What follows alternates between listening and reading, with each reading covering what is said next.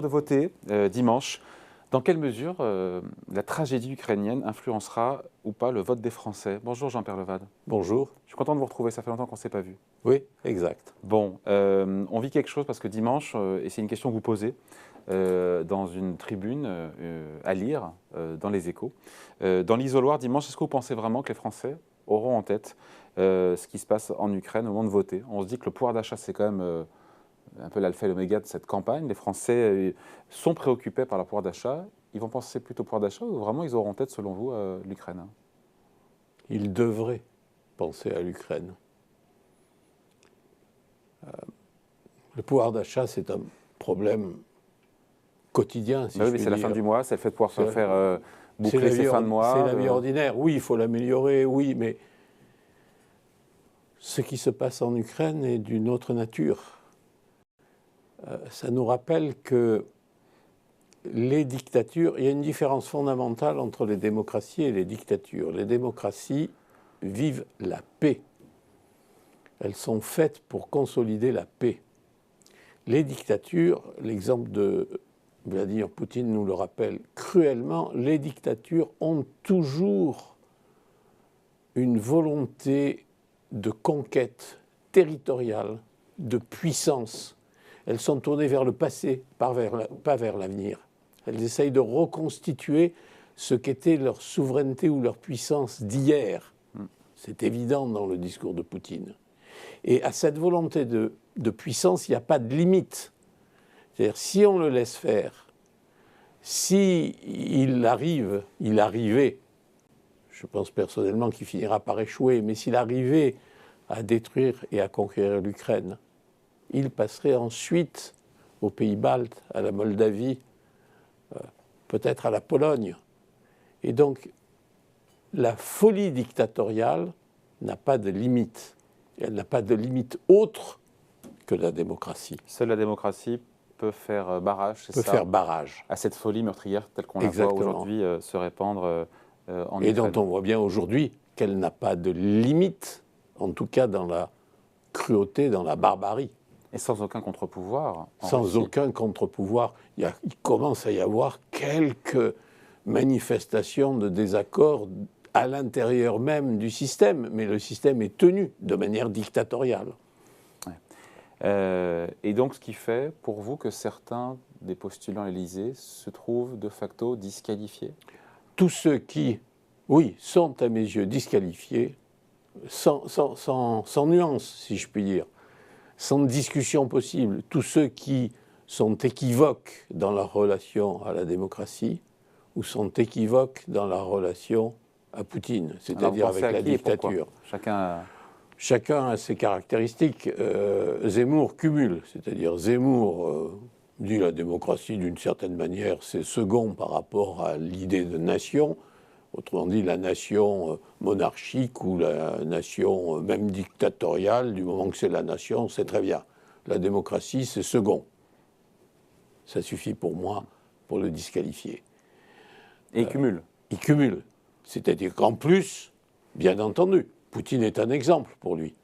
Il nous faudrait un Poutine français, a-t-il dit, si je ne me trompe pas. C'était avant, ça. Avant, oui, mais enfin... C'était avant l'invasion. Oui, mais quand même, hein. Il y avait déjà eu la Géorgie, il y avait déjà eu la Moldavie, il y avait déjà eu l'opération sur la Crimée, il y avait déjà eu l'invasion du Donbass. Donc les manifestations dictatoriales étaient déjà visibles. Et quand il dit il nous faudrait un Poutine, moi je le sous-entends comme il nous faudrait quelqu'un qui soit capable de aussi réaffirmer la volonté de conquête. D'ailleurs, son mouvement s'appelle quoi? La reconquête. Elle s'arrête aux frontières de la France, vous croyez, dans son esprit, la reconquête? Bon, je ne crois pas. Oui, écoutez, la reconquête, hein, c'est explicite. Enfin, il l'a payé dans les sondages, pour le coup, ça. Oui, il l'a payé. S'il y en a un qui... Il l'a payé, il l'a payé. Ce qui n'est pas le cas de Marine Le Pen, pour le coup. Alors, c'est à mes yeux, elle est plus dangereuse, parce qu'elle avance masquée, si je puis dire. Mais elle a toujours fait très attention à ne pas attaquer frontalement les structures démocratiques. Elle joue le jeu, si je puis dire. Elle se met à l'intérieur du système électoral. Mais en revanche, elle a le même type de nationalisme que Zemmour sur la relation à l'Europe. Hein. Elle est anti-européenne, fondamentalement. Je rappelle que dans sa précédente campagne, elle voulait que nous sortions de l'euro. C'est fini maintenant. On ne sort plus de l'euro, oui, parce qu'elle a compris que la majorité des Français étaient pour attacher à l'euro. Donc voilà, elle a changé. Mais elle reste anti-européenne, puisqu'elle dit en gros, à l'intérieur de l'Europe, oui, je resterai à l'intérieur de l'Europe, mais j'y ferai ce que je voudrais. J'imposerai ma conception de l'Europe à la totalité de l'Europe. Ce qui veut dire un bras de fer avec les autres. Ce qui veut dire un bras de fer avec les autres, et ce qui veut dire que si on continue le bras de fer trop longtemps, on finit par sortir. Donc ça, casser l'Europe, ne pas jouer, je vais être même, allons plus loin que ça, ne pas jouer à fond la construction encore plus solide demain de l'Europe qu'elle ne l'est aujourd'hui, ne pas jouer l'intégration européenne, c'est se condamner à l'impuissance devant la dictature. C'est se condamner à la disparition à terme. D'autant que c'est l'Europe, il faut quand même rappeler, c'est comme l'Europe qui a financé le quoi qu'il en coûte français. Elle qui a un programme qui est assez dispendieux avec beaucoup de promesses. C'est bien l'Europe, la BCE, qui a financé le programme. Prenons un autre exemple. Regardez le Brexit. Le Brexit va être, et va être de plus en plus une catastrophe économique pour. Comment on le voit, ça, au-delà de le dire Grande-Bretagne, le PIB britannique, la balance commerciale britannique. Bon, en France, la balance commerciale en France, il n'y a pas de quoi non plus se gargariser. Oui, mais nous, c'était structurel, si je puis dire. Les Anglais, c'est depuis la sortie du Brexit.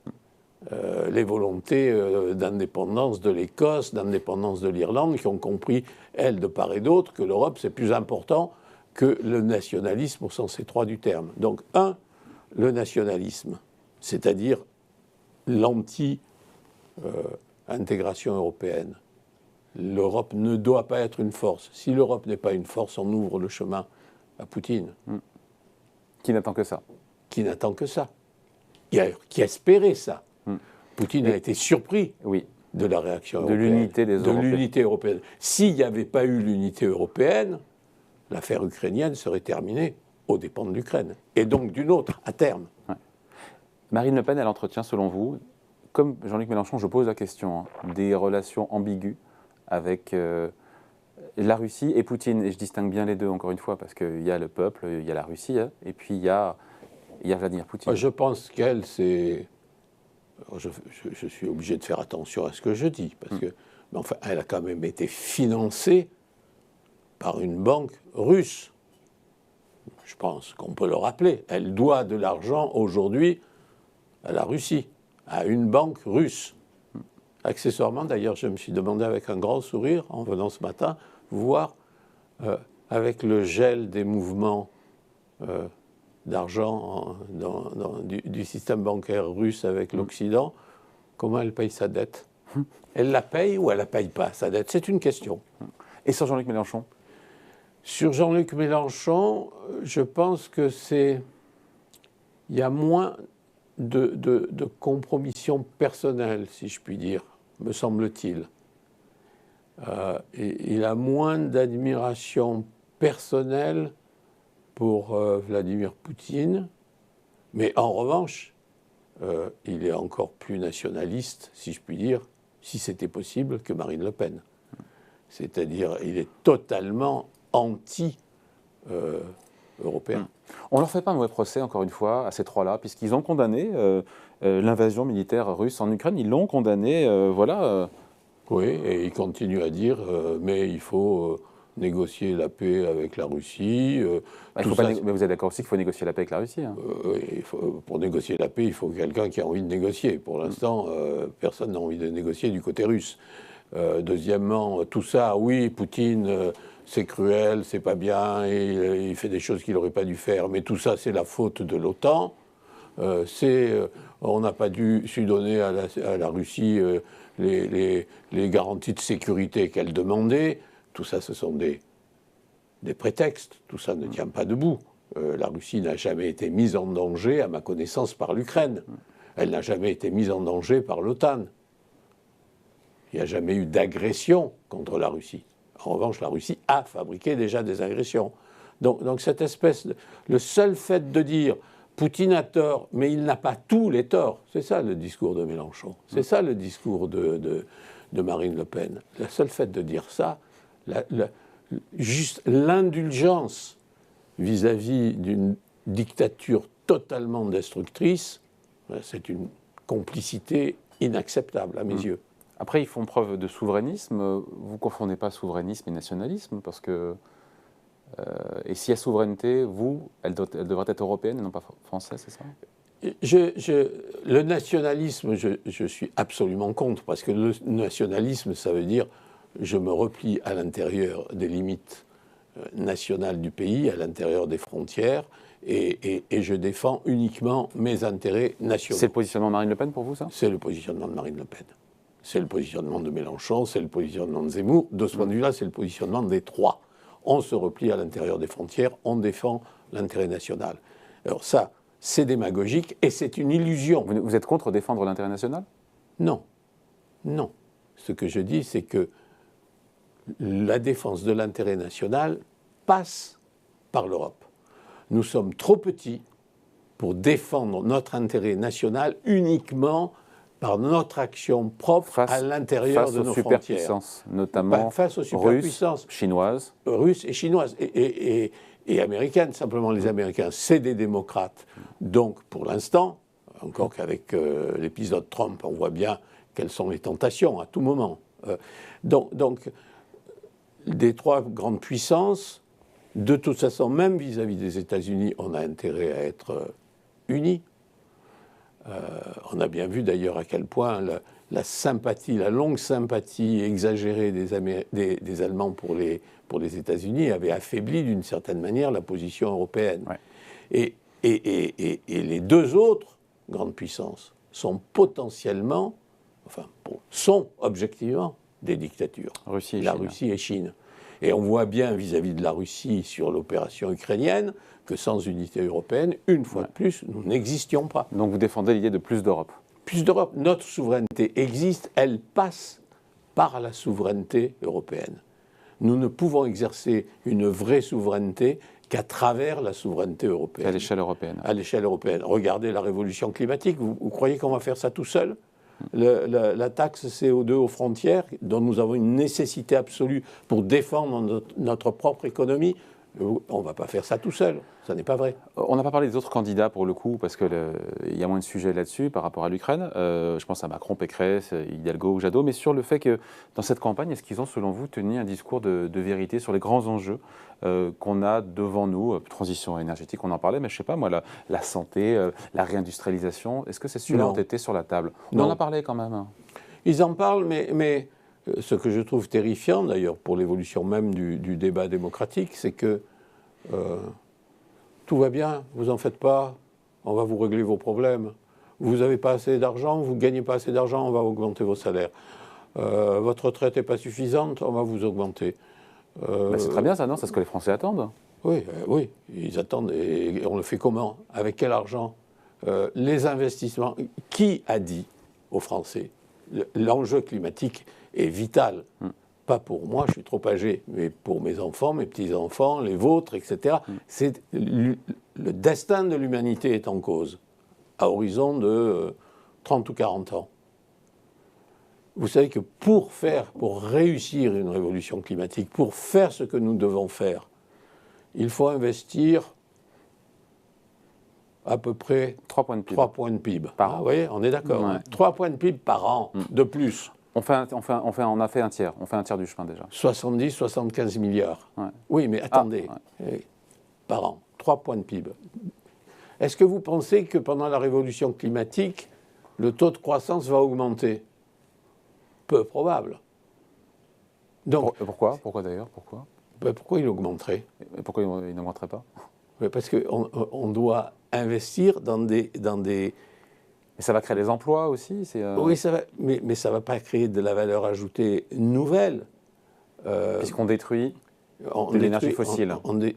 Oui, on détruit les énergies fossiles en même temps. Donc on crée des emplois, oui, dans les énergies renouvelables, mais on détruit les emplois dans les énergies fossiles. Ouais. Donc globalement, si on maintient déjà le taux de croissance, ça sera pas mal. Donc si vous augmentez l'investissement à un taux de croissance inchangé, ça veut dire que la part relative de la consommation diminue. Donc qui a dit, oui, il faut nous préparer à une réduction de notre consommation? On ne se fait pas élire là-dessus. On se fait pas élire là-dessus, Jean. Oui, mais je veux dire, au moins un minimum de sérieux dans la description des enjeux. Personne aujourd'hui dans la campagne n'a chiffré, à ma connaissance, les investissements dont nous avons besoin pour la révolution climatique. Personne. Personne ne dit l'augmentation actuelle du prix du pétrole, du prix de l'énergie, du prix de l'électricité. Oui, c'est dû à des événements extrêmes aujourd'hui, mais vous ne faites pas d'illusions. Structurellement, nous sommes sur une pente d'augmentation. Pourquoi ? Parce que le prix de l'énergie va augmenter, parce qu'elle devient... Oui, mais l'éolienne, ça utilise du vent, et le vent, c'est gratuit. Hein. Comme le soleil pour la solaire. Vous plaisantez, il se trouve que je travaille dans ce secteur sur les éoliennes en mer. Allez, on finit là-dessus, expliquez-nous. Mais il y a pour les Français se disent, mais on voit le vent, ça coûte rien. Donc alors, je vais vous dire, en 2 mots. La ressource la plus intéressante en matière d'éoliennes, ce sont les éoliennes en mer flottantes, c'est-à-dire celles qu'on peut mettre loin et qui, avec des très grandes pales, puisqu'il n'y a pas de problème. Et puis il y a plus de vent puisqu'on est en mer. Et puis il y a plus de vent. Et puis, donc il y a moins d'intermittence. Très bien. Le modèle industriel aujourd'hui n'est pas fixé. On en est encore à des définitions de prototypes. Les prototypes des pales, des systèmes systèmes d'installation, etc. Il y a des chercheurs qui travaillent là-dessus. Il y a des boîtes d'ingénierie. Et ensuite, quand vous allez installer un champ d'éoliennes en mer, flottante, une centaine, pour fabriquer ce qu'il faut d'énergie, l'investissement est gigantesque. C'est pas simple d'aller installer une éolienne en mer. Bon, on vous réinvitera la prochaine fois pour parler de ça. Merci en tout cas de passer nous voir, Jean-Pierre Levade. Donc, merci beaucoup. Salut.